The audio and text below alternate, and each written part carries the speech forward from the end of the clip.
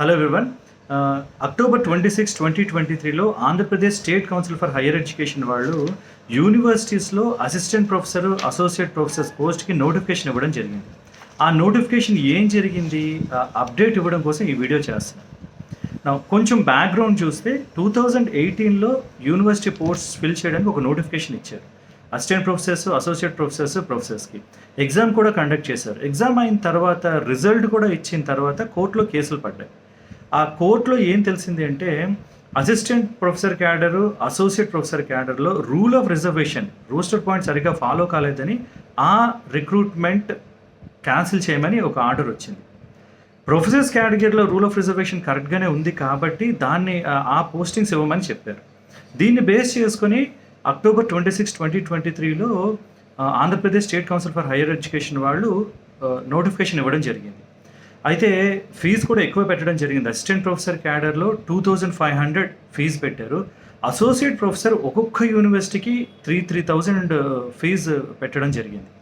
అయితే ఈ నోటిఫికేషన్ వచ్చిన తర్వాత కూడా కోర్టులో కేసులు పడడం వల్ల మళ్ళీ నోటిఫికేషన్ ఫర్దర్గా వెళ్ళలేదు. ఒక 1 month బ్యాక్ ఈ court case hearings video clip ఒకటి చూడడం జరిగింది. ఆ వీడియో క్లిప్లో ఆర్గ్యుమెంట్స్ ఏమని ఉన్నాయి అంటే, లాయర్స్ చెప్పిన విషయం ఏంటి అంటే 18 యూనివర్సిటీస్కి 3,200+ పోస్ట్కి నోటిఫికేషన్ వేయడం జరిగింది. అయితే ఆ 18 యూనివర్సిటీలో 16 యూనివర్సిటీస్లో బ్యాక్లాగ్ పోస్టులకి rule of reservation roster point follow కాలేదు అని లాయర్స్ ఎక్స్ప్లెయిన్ చేయడం జరిగింది. అయితే జడ్జెస్ వాటికి ఏం చెప్పారు అంటే వాటికి కారిజెండమ్ రిలీజ్ చేయొచ్చు కదా అని చెప్పారు. కారిజెండమ్ అంటే అమెండ్మెంట్ అనమాట. ఒక నోటిఫికేషన్లో పోస్టులు మారినా, రోస్టర్ పాయింట్స్ మారినా దానికి అడిషనల్గా ఒక కారిజెండమ్ అనే ఒక సర్క్యులర్ని రిలీజ్ చేస్తారు. ఆ రిలీజ్ చేసిన సర్క్యులర్లో ఈ రోస్టర్ పాయింట్స్ ఇవి చేంజ్ చేయని ఒక నోట్ ఇవ్వచ్చు. అయితే దీనికి లాయర్స్ ఏం చెప్పారు అంటే ఇది అప్లై చేసిన అభ్యర్థులకి కొంతమందికి అన్యాయం చేసినట్టు అవుతుంది అని. ఎలా అంటే let me tell you something. ఇప్పుడు నాది ఒక పర్టికులర్ రిజర్వేషన్.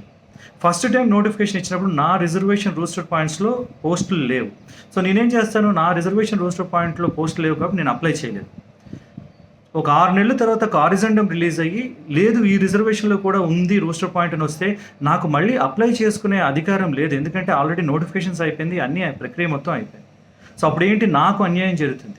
నా రోస్టర్ పాయింట్ ఇప్పుడు ఇచ్చినా కానీ నేను అప్లై చేసుకోలేను కాబట్టి అది అన్యాయం అవుతుందని చెప్పి నోటిఫికేషన్ క్యాన్సిల్ చేయమని లాయర్స్ అడగడం జరిగింది. ఇది ఆ డిస్కషన్ యొక్క సారాంశం. బట్ ఓవరాల్గా చూస్తే యూజువల్గా ఎప్పుడైనా రోస్టర్ పాయింట్లో ప్రాబ్లం వస్తే ఆ నోటిఫికేషన్ క్యాన్సిల్ చేయడం జరుగుతుంది. 2018లో ఇదే జరిగింది. సో లాస్ట్ టైం ఏం జరిగిందంటే ఆగస్ట్ నుంచి నోటిఫికేషన్ వేస్తామని కమిటీలు వేసి రోస్టర్ పాయింట్స్ డిసైడ్ చేస్తామని చెప్పి ఒక 2-3 months అయిన తర్వాత నోటిఫికేషన్ వేసినా కూడా మళ్ళీ 1 కాదు 2 కాదు 16 యూనివర్సిటీస్లో రోస్టర్ పాయింట్ ప్రాబ్లం వచ్చింది. సో ఈ నోటిఫికేషన్ అయితే అన్ఫార్చునేట్లీ క్యాన్సిల్ అవుతుంది. మళ్ళీ కొత్త నోటిఫికేషన్ రావాల్సిందే. అయితే చాలామంది చాలా డబ్బులు పే చేశారు. అసిస్టెంట్ ప్రొఫెసర్స్ 2,500, ఒక్కొక్క యూనివర్సిటీ అసోసియేట్కి 3,000 లెక్క చాలామందికి చాలా ఖర్చు అయింది. ఇదంతా మొత్తంగా Andhra Pradesh state council of higher education వాళ్ళకి 40,000+ అప్లికేషన్స్ వెళ్ళాయి.